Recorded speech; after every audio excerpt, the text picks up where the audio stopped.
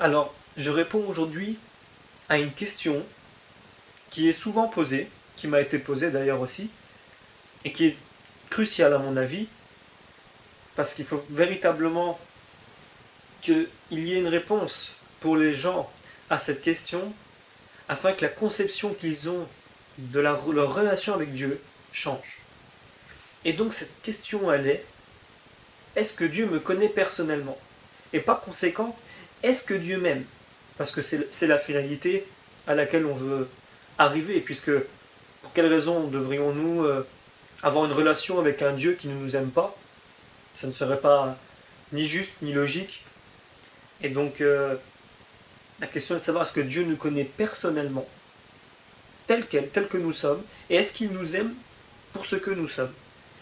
Et donc pour répondre à cette question, nous allons prendre la Bible, qui y répond très largement, mais nous allons prendre quelques passages en particulier, dont celui-ci dans l'évangile de Saint Jean, chapitre 3, verset 16, où il est dit: Car Dieu a tant aimé le monde qu'il a donné son Fils unique, afin que quiconque croit en lui ne périsse point, mais qu'il ait la vie éternelle.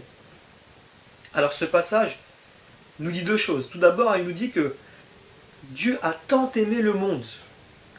Et bien entendu, quand il est question du monde, il est question des êtres humains qui composent ce monde, évidemment la création par extension, mais d'abord l'être humain. C'est d'abord de nous qu'il est question. Nous sommes la raison de l'existence de ce monde. Il ne faut pas oublier que l'homme, atomiquement, évidemment, est beaucoup moins fort que ce monde. Il est même écrasé par ce monde. Mais intelligemment, il est supérieur au monde. C'est grâce à la présence de l'homme que l'univers est dit intelligent. Mais bon, là, nous rentrons dans des discours plutôt de l'ordre de la philosophie. Donc, ce n'est pas la question, mais c'est simplement pour dire que véritablement, quand Dieu dit dans ce passage, car Dieu a tant aimé le monde, qu'il a donné son Fils unique, c'est pour nous, évidemment. Jésus n'est pas venu mourir pour les plantes, pour les animaux, il est venu mourir pour l'être humain, qui a péché et qui a perdu sa condition initiale. Et il dit par la suite, afin que quiconque croit en lui ne périsse point. Or, on comprend bien dans ce passage que lorsqu'il est dit afin que quiconque ne croit en lui, c'est évidemment que il est question de chaque personne personnellement. C'est-à-dire que Jésus n'est pas venu mourir pour un peuple ou pour la population en général ou pour le monde. Il est venu mourir pour chacun d'entre nous. C'est-à-dire que vous qui écoutez cette vidéo en ce moment, vous devriez savoir, et vous devriez en avoir conscience si ce n'est pas encore le cas, que vous soyez chrétien ou pas, Jésus est venu mourir pour vous, personnellement, pour vous. C'est-à-dire que, au lieu que vous ne montiez sur la croix, c'est Jésus qui y est allé.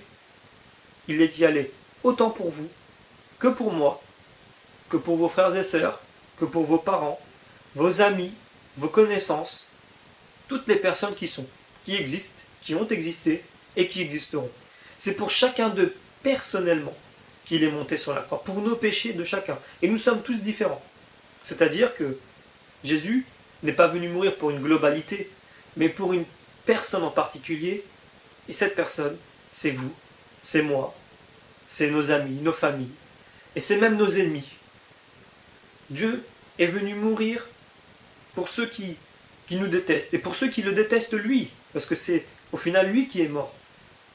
Et on comprend que Dieu aime même ces personnes-là, quand on lit ce passage de l'évangile de Saint Matthieu en chapitre 5, verset 44, où il dit « Et moi je vous dis, aimez vos ennemis et priez pour ceux qui vous persécutent, afin que vous deveniez enfants de votre Père qui est dans les cieux, car il fait lever son soleil sur les méchants et sur les bons, et descendre la pluie sur les justes et les injustes. » Et donc, on comprend à travers ce passage que Dieu est le Dieu de tout le monde.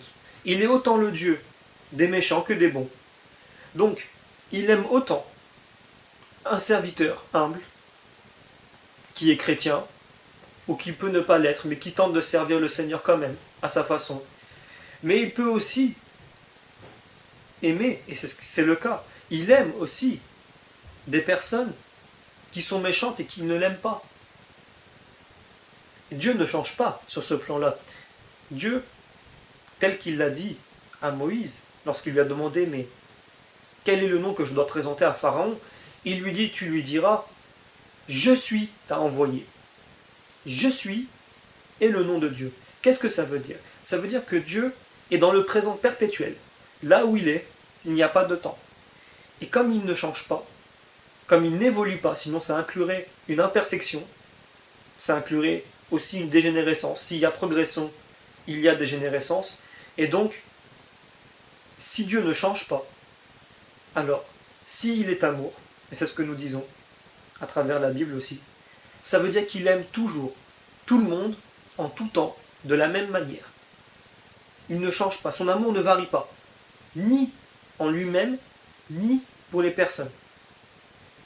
Donc, lorsque nous comprenons que Dieu est immuable, dans toutes ses qualités, dans son essence même, pardon, quand je dis qualité, je fais une erreur de mots parce que Dieu n'a pas de qualité, il est.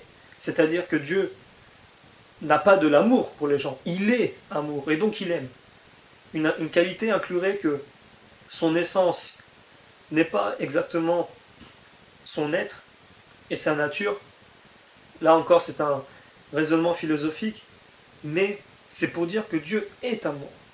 Donc Dieu aime tout le monde, le bon comme le méchant, même celui qui le déteste. Et c'est pas si difficile que ça à imaginer. Prenez le cas d'un père de famille pour qui son enfant fait le mal. Peut-être que cet enfant vole, tue, ment, triche, et que même il a peut-être même essayé de voler son père, de le poursuivre en procès, même peut-être d'essayer de le tuer. Eh bien, c'est déjà arrivé. Et beaucoup de pères ont dit, eh bien, il a fait tout ça, mais je l'aime quand même, parce que c'est mon fils. Et donc si un homme, dans son imperfection, est capable d'aimer un enfant qui lui fait tout ce mal, à plus forte raison Dieu est capable d'aimer toutes les personnes, même celles qui le détestent le plus.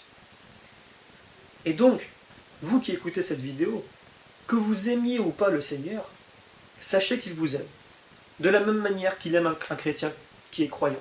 De la même manière qu'il aime quelqu'un qui ne croit pas en lui et qui le déteste. Je prends pratiquement deux extrêmes, évidemment, c'est pour bien représenter la chose. Il y a évidemment des personnes qui ne sont pas chrétiennes et qui aiment Dieu et qui le servent à leur façon. Et il y a évidemment des personnes qui ne croient pas en Dieu, mais qui quand même font le bien. Il y a toute catégorie de personnes sur Terre, il faut le reconnaître. Et ces personnes-là, tous sans exception, Dieu les aime de la même manière. Il n'a pas quelqu'un qu'il préfère. Il n'a pas une préférence. Sinon, ça voudrait dire que son amour varie d'une personne à une autre. Et donc, ça n'est pas logique. Est-ce qu'il est pensable aujourd'hui pour un parent d'aimer plus un enfant qu'un autre? Eh bien des familles ont ce souci-là, et ça se ressent au niveau des enfants qui ressentent ça comme une injustice. Mais le Seigneur, lui, n'a pas de préférence. Il aime parce qu'il est amour, et parce qu'il est immuable, il ne change pas. Et donc il aime tout le monde de la même manière, qu'il le déteste ou qu'il ne l'aime pas. Et d'ailleurs, je vais aller encore plus loin dans cette explication pour montrer à quel point le Seigneur vous aime. Il y a un passage dans l'évangile de saint Matthieu au chapitre 25 où il est dit: alors le roi dira à ceux qui seront à sa droite, venez, les bénis de mon Père. Prenez la possession du royaume qui vous a été préparé dès la création du monde. Car j'ai eu faim et vous m'avez donné à manger. J'ai eu soif et vous m'avez donné à boire. J'étais étranger et vous m'avez accueilli. Nu et vous m'avez vêtu. J'ai été malade et vous m'avez visité. J'étais en prison et vous êtes venus à moi. Alors les justes lui répondront: Seigneur, quand vous avons-nous vu avoir faim? Quand avons-nous vu le Seigneur donner Quand avons-nous donné à manger au Seigneur? Et quand nous avons vu avoir soif et que vous aviez bu?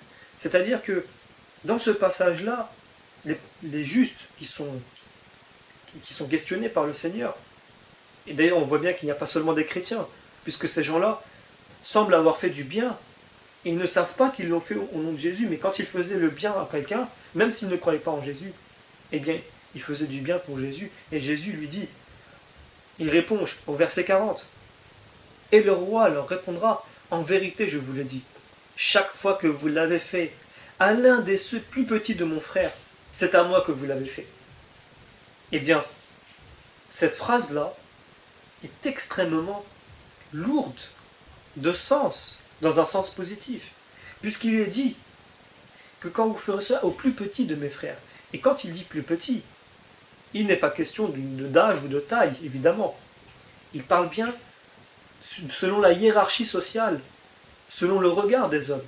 C'est-à-dire le plus petit d'entre vous, c'est-à-dire celui qui n'a pas de rang social, il n'est pas important. Peut-être même un SDF qu'on retrouve dans la rue et qu'on passe à côté de lui une vingtaine, trentaine de fois. Il y a tous les jours des milliers de personnes qui passent à côté de lui sans le regarder. Ou alors un infirme que personne ne vient visiter. Ou alors un orphelin à qui personne ne donne de l'attention. Ces personnes-là peuvent avoir n'importe quel âge, peuvent être des femmes et des hommes. Eh bien, ce sont ces personnes-là qui sont visées dans ce passage-là. Bien entendu, il y en a d'autres, mais pour dire que c'est cette petitesse-là qui est visée. C'est le plus petit d'entre vous. Eh bien, quand vous lui aurez fait toutes ces bonnes choses, à savoir lui donner à boire quand il avait soif, lui donner à manger quand il avait faim, venir le voir quand il en avait besoin, de lui donner du réconfort lorsqu'il était triste, eh bien, Dieu aime tellement ces personnes. Et cette personne, ça peut être vous ou moi à un moment donné, on ne sait jamais, quand le malheur vient nous frapper. Donc nous sommes tous potentiellement visés par cela, mais c'est pour vous montrer à quel point le Seigneur aime chaque personne personnellement. Eh bien, cette personne-là, je vais prendre l'exemple du SDF vers qui personne ne se tourne. Et tout le monde passe à côté de lui. Eh bien, quand une personne s'arrête, peut-être lui dit un petit mot gentil, lui donne quelque chose, des pièces, peut-être à manger, qu'il les reçoit, eh bien, c'est comme si vous aviez donné à manger à Jésus parce qu'il avait soif. C'est exactement ce que dit ce passage. Donc Dieu vous aime au point qu'en faisant le bien pour autrui, c'est comme si vous l'avez fait du bien à lui, directement. Et donc, c'est là que l'on se rend compte de la profondeur de cette phrase-là. Ça veut dire qu'en fait, si on prend l'époque du paganisme, et loin de moi l'idée de rabaisser cette époque où les gens étaient des païens, parce que je parle de l'époque où il n'y a pas de révélation, à l'époque où Dieu ne s'était pas encore révélé, les gens cherchaient à adorer Dieu. Alors évidemment, ils ont essayé de plusieurs manières. Elles n'étaient pas les bonnes, et aujourd'hui on les regarde de manière un peu condescendante, et on se moque d'eux, et on nomme les gens païens aujourd'hui comme si on pouvait les comparer aux païens de l'époque, alors que les païens de l'époque, pour ceux qui tentaient d'adorer le Seigneur, au moins ont essayé. Ils ont essayé d'adorer le Seigneur qui ne s'était pas encore révélé à eux. Alors qu'aujourd'hui, on ne peut pas les comparer aux personnes qui refusent d'adorer le Seigneur puisqu'il s'est déjà révélé. Et donc ce n'est pas comparable. Mais quand je regarde à l'époque, comment les païens adoraient le Seigneur, ou les seigneurs, parce qu'il y avait aussi du polythéisme, eh bien, vous devez vous imaginer un homme en train de regarder le ciel, en train de chercher l'approbation du ciel. Et les hommes étaient tous tournés vers le ciel, si bien qu'ils n'étaient pas tournés vers les autres. Eh bien, cette approbation-là que les hommes cherchaient, le Christ est venu nous la donner sur la croix, et nous dire, voilà, maintenant il suffit que vous croyiez en moi pour que vous soyez déclarés justes. Maintenant, quand vous voulez faire quelque chose pour moi, ne regardez plus le ciel. Tournez-vous et regardez-vous autour de vous. Et aidez les gens. Parce qu'en aidant les gens, vous m'aidez moi. Et vous me servez. Et c'est là qu'on voit à quel point c'est immense. Et c'est incroyable. C'est-à-dire qu'aujourd'hui, même si on prie toute la journée, et c'est une merveilleuse chose, et c'est quelque chose que j'encourage, mais prier toute la journée, et puis passer à côté d'un homme, d'un nécessiteux, et de ne pas l'aider, je pense qu'il vaut mieux prier un petit peu moins. Et quand on passe à côté de cette personne-là, lui donner un peu de temps. Et peut-être essayer de lui parler ou lui donner de quoi se nourrir au moins pour cette journée, ou de quoi passer la nuit avec au moins une couverture ou un toit sur la tête si possible. Et donc là, on aura fait quelque chose qui touchera le Seigneur immédiatement, parce que selon ce passage que je viens de vous lire, lorsque vous faites cela au plus petit des hommes, socialement, eh bien c'est comme si vous avez fait ça à Jésus, directement, et donc à votre Seigneur. Et c'est là qu'on voit que réellement, combien Dieu aime les hommes, combien il les aime personnellement, chacun d'entre eux. D'ailleurs, il y a un proverbe, enfin, c'est pas un proverbe, c'est plutôt un récit qu'on raconte beaucoup dans mon pays, c'est pour bien comprendre combien un père aime son fils. Eh bien, c'est un homme qui travaillait sur sa toiture, qui réparait la toiture de sa maison. Et vient son père, qui vient le voir et lui dit écoute, il faut que tu mettes une veste, parce qu'il fait froid, il y a du vent. Et le fils lui dit non, non, c'est pas la peine, tout va bien comme ça. Alors le grand-père rentre dans la maison, et il cherche le petit-fils, donc le fils de son fils, qui est sur le toit.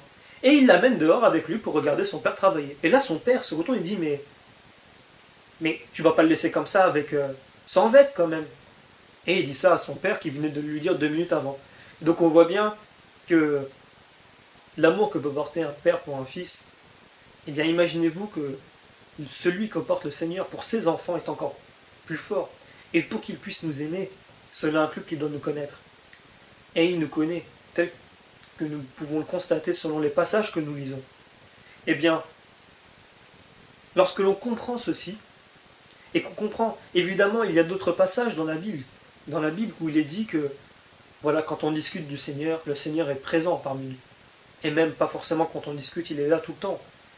Mais ces passages-là nous font comprendre la profondeur de cela. Quand vous regardez toutes les religions qui ont existé depuis la création, toutes représentent un ou des dieux qui sont loin, inaccessibles, orgueilleux, méchants, jaloux, vengeurs.